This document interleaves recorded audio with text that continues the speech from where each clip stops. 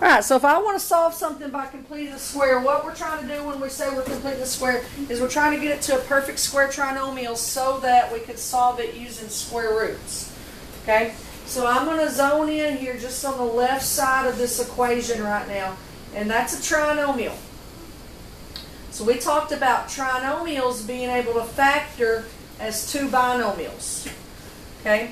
But two binomials, if it's the same in both of them, can also be written as a binomial squared, right? For example, if I had x plus 4 times x plus 4, that's the same as x plus 4 squared, isn't it? Now, we learned how to, when something said x plus 4 squared, we learned that we can solve that by doing square roots. So that's the goal in this, is to get this trinomial into a perfect square binomial. Okay? All right. Checklist that we go through in order to be able, oh, okay. There we are. In order to be able to write this as a perfect square, we've learned how to factor. Okay? We would say a times c is 64. Figure out where I want to write everything. What are the factors of 64 that add to negative 16? Negative 8 and negative 8, right? So this would factor, since that a is a 1, this is what we did day before yesterday. Since that a is a 1, this would be x minus 8 and x minus 8, right? Which is the same as, since I have that twice, x minus 8 squared. So that is the same as that, still equal to 100, because it was equal to 100 up here. Oh, so that's how we do it right there. No. So not. Yeah, you're still writing down. We're building up. We're building up. Yeah, right. So what happened to the 64? Nothing. What would you get if you foiled this? Negative 8 times negative 8 is positive 64. X squared minus 16x plus 64.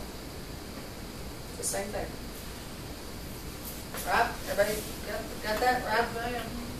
Alright, so now if I wanted to solve this thing, down here where my mouse is going, I would say, well, this piece is being squared. How do I undo that squared? So x minus 8 is going to be the positive or negative square root of 100. What's the square root of 100?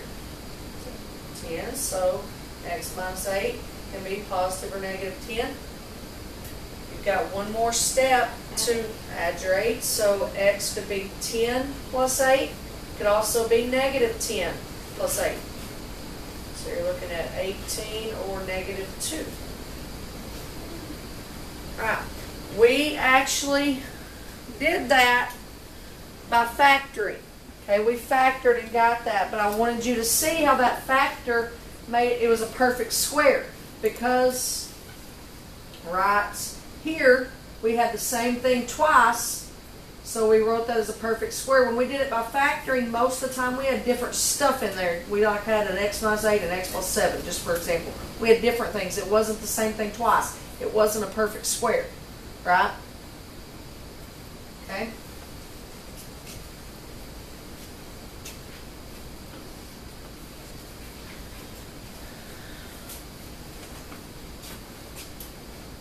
Okay, so look at this thing. We're ready to rock.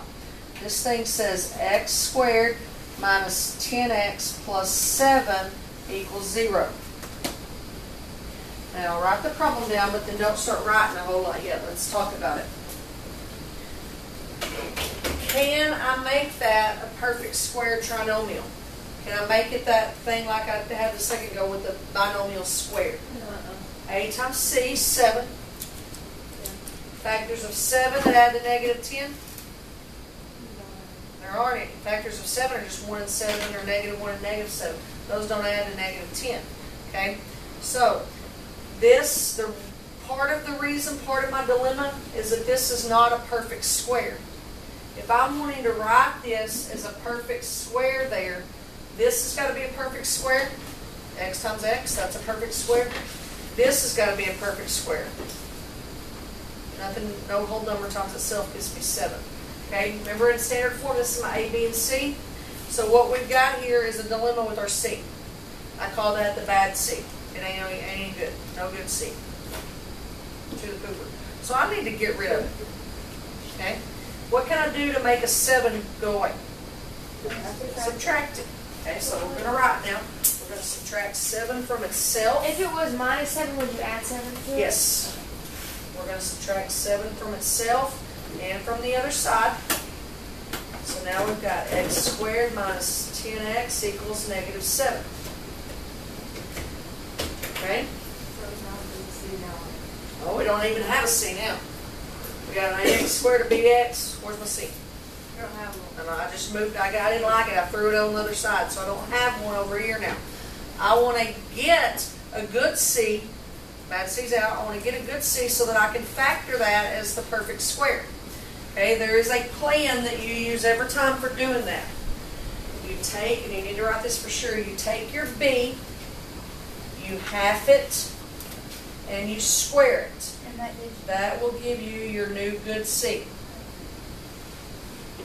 Okay, so what's my B here? No, -10. Okay, so what's half of -10? -5. What's -5 squared? 25. So 25 is going to be my new C. So I'm going to put a positive 25 in the C spot. Now, if I put a positive 25 on the left side, I got to also put it on the right side.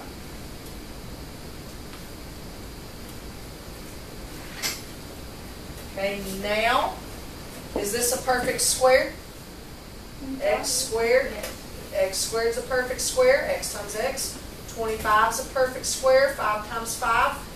While we're still struggling and learning a little bit, if you don't trust it still, your sign in this thing is always going to be the first sign. This sign always has to be a positive, but it will be because you're squaring. And when you square, anything times itself is always a positive. So this one's always going to be positive. The sign in your binomial there will always be this one. So I'm looking at x minus, okay, so I square rooted. I took that sign. Now I'm going to square root here. So I'm looking at x minus 5 squared. Now, while we're still learning, like where the heck did that come from, you're not sure, go ahead and write it twice and just check it and see. X squared minus 5x and minus 5x, there's the minus 10x, -5 times -5. So once Okay. you get that, then you do the factors of your A times C? That work, then where'd you get -5? Square root of 25. And you have to use the negative in front of the -10. That's what I said.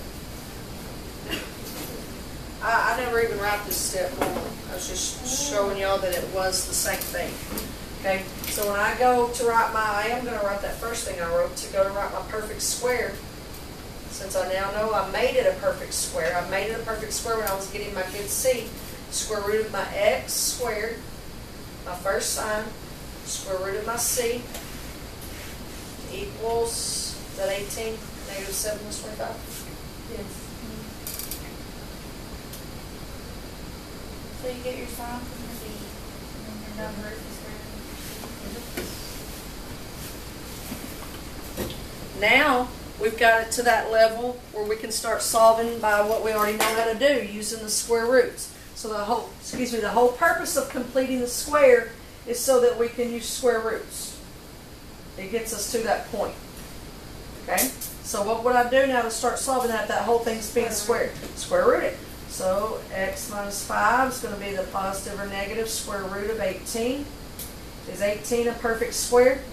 No. What's the biggest one that'll go into it? 16. Nope. 16 won't go into it. Oh, I was good. A kid, Gracie. 9 times 2. Oh, I was Square root of 9 is 3.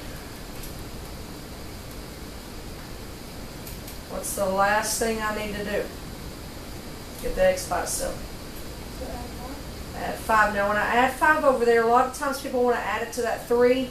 You can't do that. That 3 is with the radical, so it's just going to be separate. So I'm going to have x equals 5, because it wasn't a minus, so I'm adding it, plus or minus 3 square roots of 2. That's it. You put the 5. I do, only because if I put it after, let me show you my messy problem, Colin. If I put it after, sometimes I can't tell if it's underneath there or not. Would it be wrong if you No, put it no, in? just like what I told you last time, it's still the same. I just prefer mine in front because sometimes I get messy there and get confused.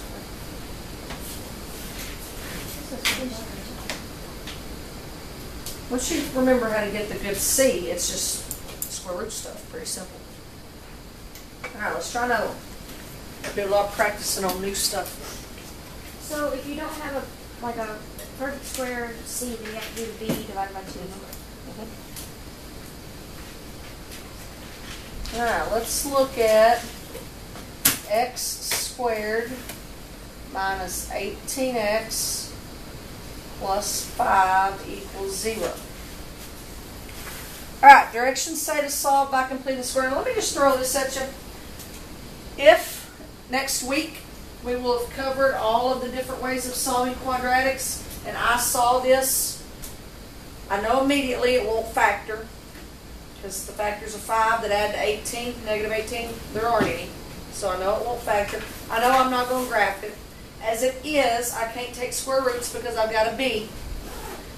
I would do quadratic formula.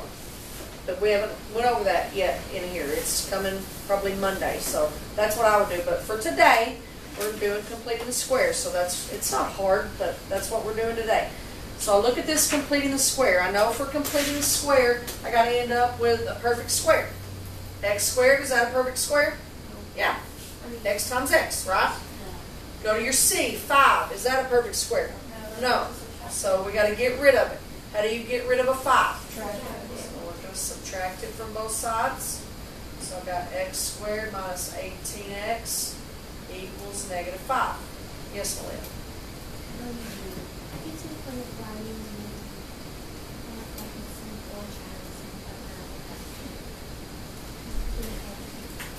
What can I do?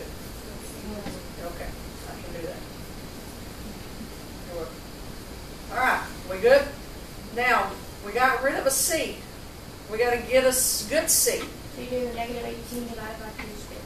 Negative 18 divided by 2 is negative 9. And negative 9 squared is 81.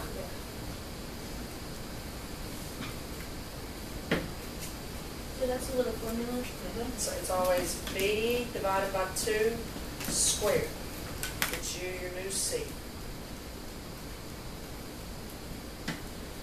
Okay, so my new C is going to be 81, so it's going to be x squared minus 18x plus 81. I always say that in math, the equal sign is like the teeter-totter. Whatever happens on one side's got to happen on the other. So if I added 81 to the left side, I also have to add 81 to the right side. If you don't, you're changing the value of the equation, and you don't have the right to do that. You can't just go and start changing values. But if you add the same thing to both sides, that doesn't change its value. It's like reducing a fraction. It's still the same, it just looks different, right? Okay, so we're ready to factor this thing on the left. We now know it's a perfect square. We just made it that. We made it a perfect square by getting our half of b squared.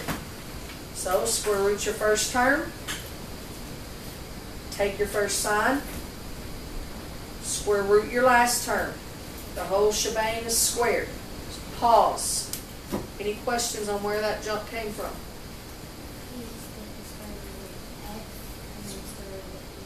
Square root of 81. First and the last, A and the C. You're always going to do that? Yep, always on completing the square.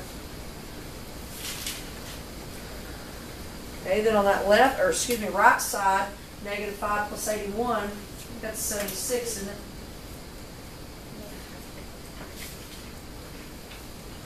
All right, now we're ready to solve it by taking square roots.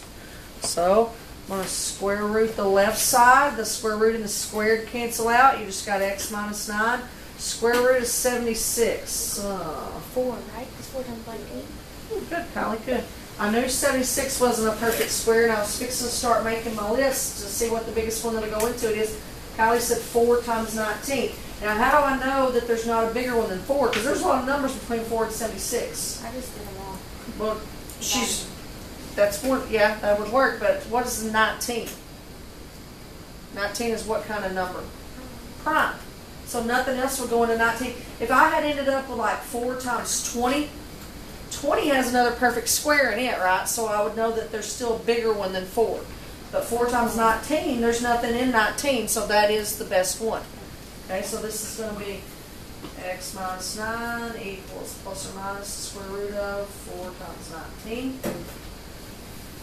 Square root of 4 is 2.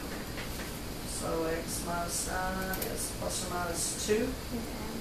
Square root of 19. Okay, let me slow down.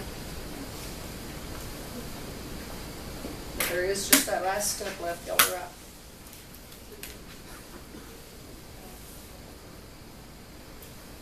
Okay, last thing I need to do to get the x all by itself is get rid of that minus 9. So I'm going to add 9 to both sides. So x is 9 plus or minus 2 square roots of 19.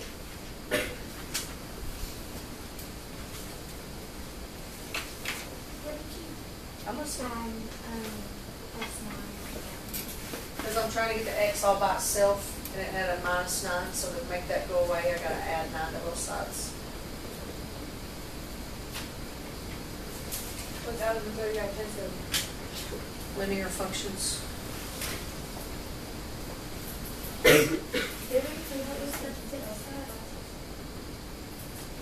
So that gives me.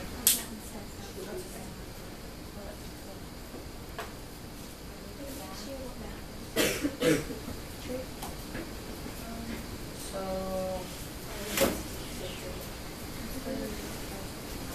yeah, then you undid that square by square root, so the square root went away, and you square root the other side.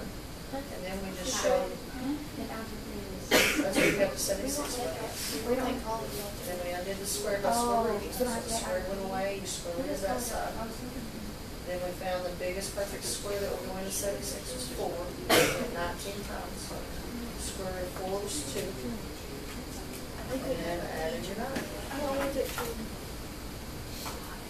So next year, since we doubled up this year, we would take trig, right? And then the next year we would Have take all to? double. Yep. 11th grade, it's true around two. So, the 2 second, I'm sorry. I'm so slow. So I don't have to. You're in algebra 2 now, so that is true. So I don't have to double up next year. No, because you could have trig next year, and then as a senior, you could have college algebra, or if they ever start offering AP calculus again. Mr. Stewart wants to offer it every year, but they don't ever have enough kids that want to take it. Well, I wonder why. Wait, does AP calculus count as a college credit? If Like you pass the college AP test. Oh, okay. That's why And then college they- algebra would be then the they smarter suck, route to okay. go, because you just got to pass the class, you don't have to pass the AP test. I have 2 of those, like I think this year. But we get a college credit. College algebra, yeah. Who teaches that? Miss O'Neill, Teaches what? college algebra. She good? Yeah. Is that all she gets? She teaches at SAU. She comes from SAU to teach. She's a world college teacher.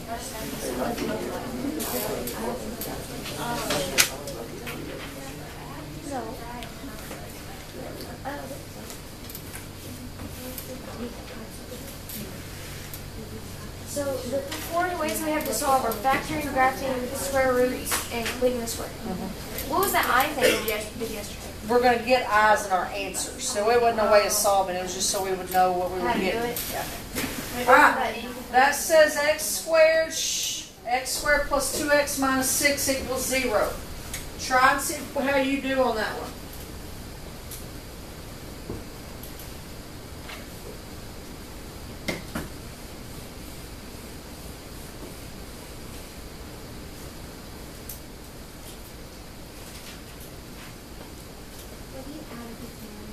Yes.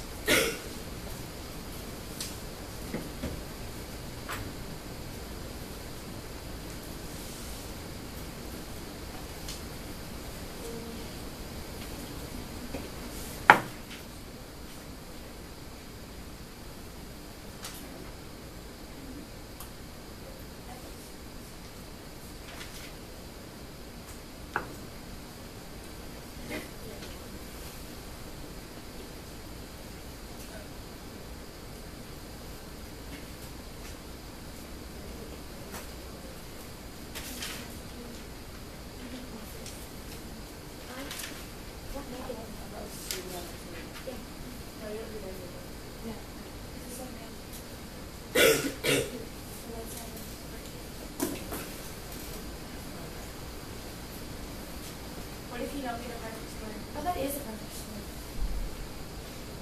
If you square something, it's a perfect square. Can I ask you something? For $1. Christmas is coming up. Gotta buy presents. I don't know if I did this right. You also have to highlight. Where'd you do that? Negative 1 can be subtracted from 1 of But it. you don't It's not have underneath the But I did bracket. that right.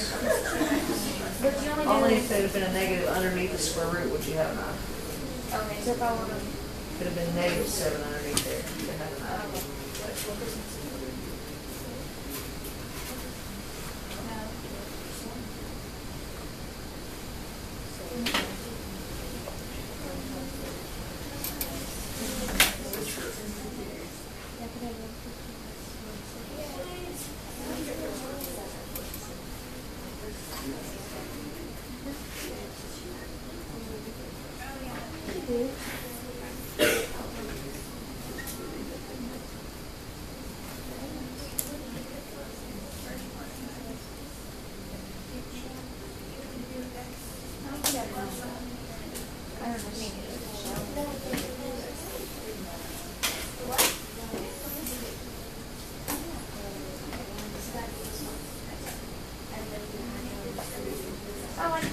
I like this way. Good.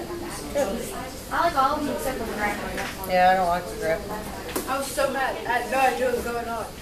You're the graphing one? Yeah. Me either. I was so confused. Are we gonna have to graph on the test? Nope, you can do it any way you want. Oh, yay!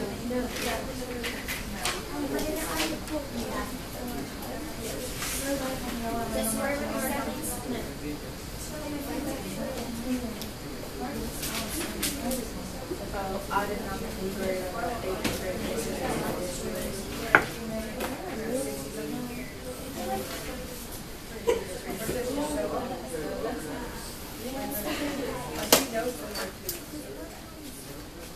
Alright, tell me what I should do first. Shh. You know what I'm...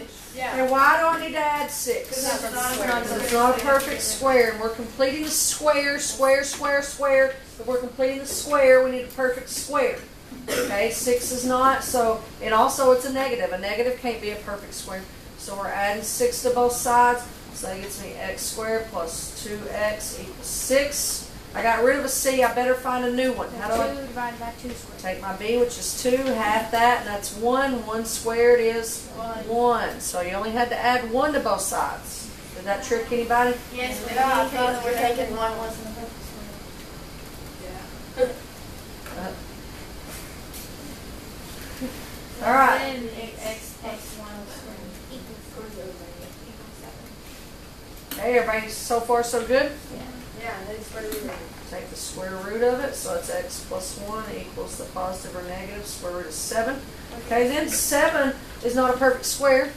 So There's not even a perfect square other than 1 that will go into it. Now, if you wrote 1 times 7 and brought a 1 out, that's right.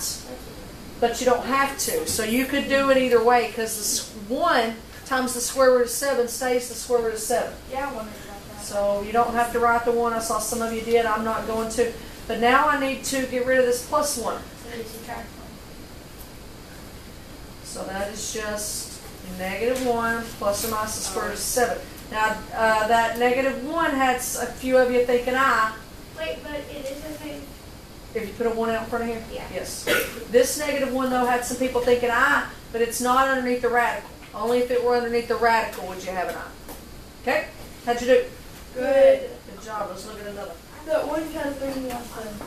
I don't think we're never supposed to do something else. No. But I got it right. I figured it was okay because it wasn't.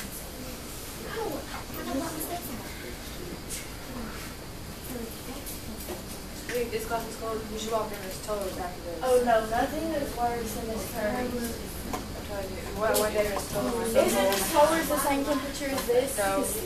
Her thermostat controls this, but it doesn't stay the same temperature because I'm the last one on the vent. So that's why she keeps it freezing in there so that it's comfortable in here.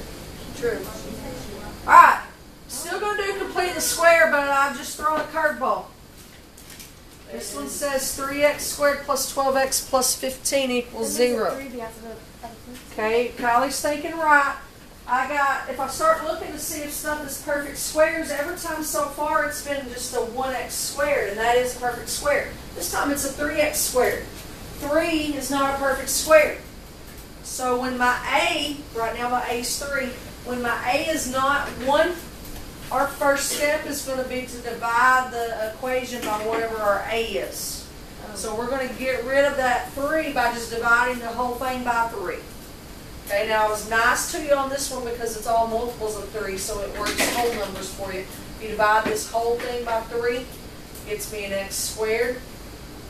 12 divided by 3 gets me a 4x. 15 divided by 3 gets me a 5. 0 divided by 3 is still 0. Okay, so now after that initial step, it's just like the other problems. So you try and finish it. Go.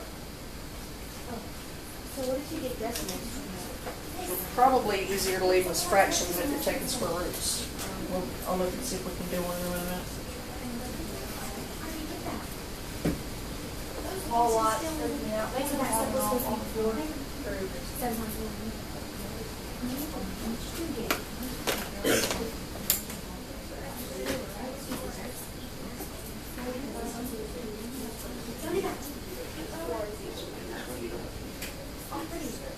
FYI, might be an I in your answer on this one.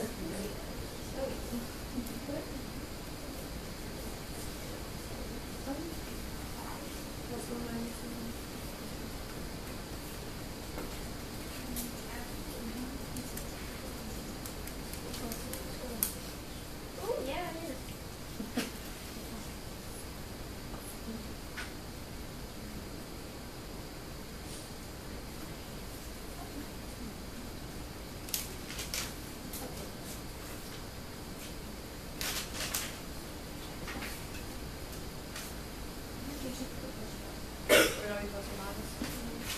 Oh, yeah. I like this one. This is my favorite one. Good.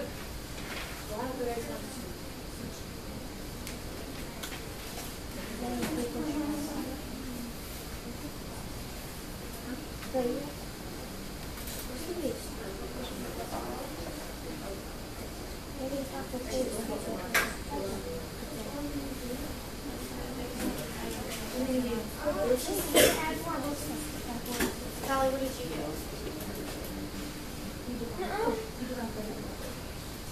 With the negative 2, it's run up plus or minus, it would be in front of it, right? It'd be in front of plus or minus. I'll try, if I'm wrong, can I go to the bathroom? We're going to go running.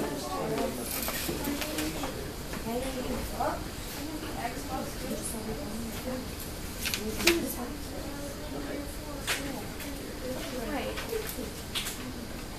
You got one on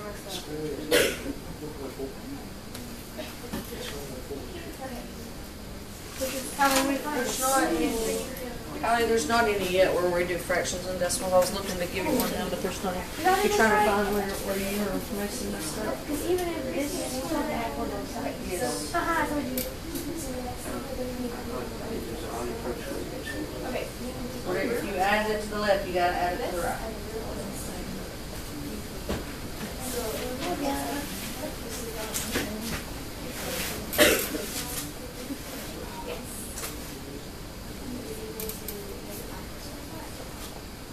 Well, it's if your C is already correct, when you don't do that.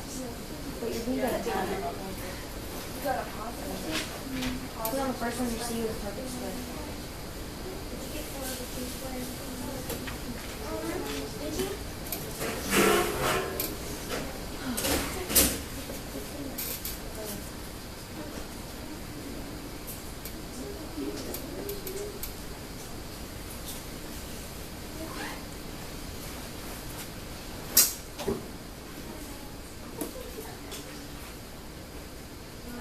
Alright, I got you started.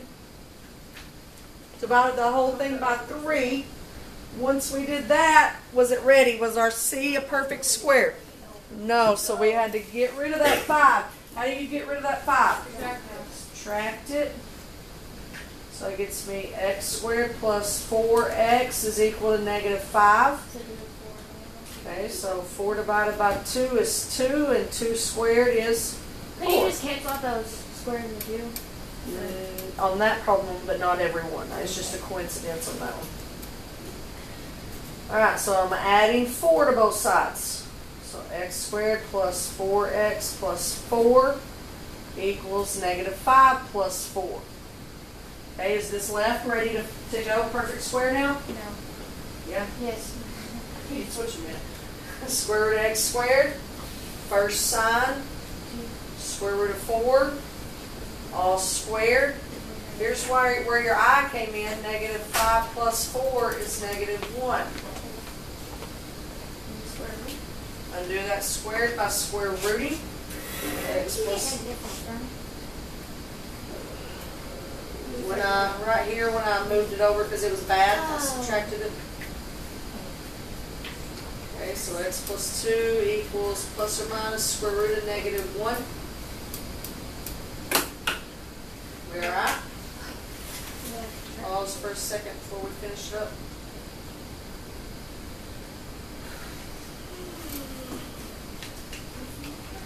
Pretty cut and dry on that one. What's the square root of negative 1?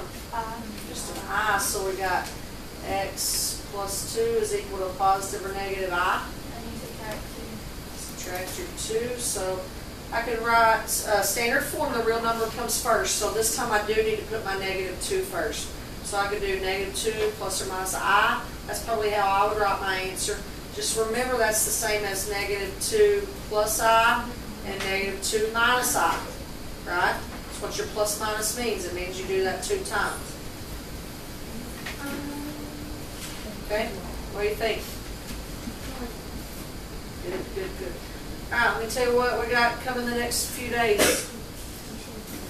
For our ACT stuff on Friday, what we're going to do the next 2 Fridays, tomorrow and then the following one, I wanted to do 30 and 30, so that would be like, you know, you got 60 questions in 60 minutes, so you have to get 30 done, and then that would be like taking the whole thing. But the way the page is copied, it's going to be 31 and 29. So tomorrow you'll have 31, and you've got the class period to get that done, and you got to make yourself stick to that, because that's going to be even a little bit more generous than ACT is, because our class period is more than 30 minutes.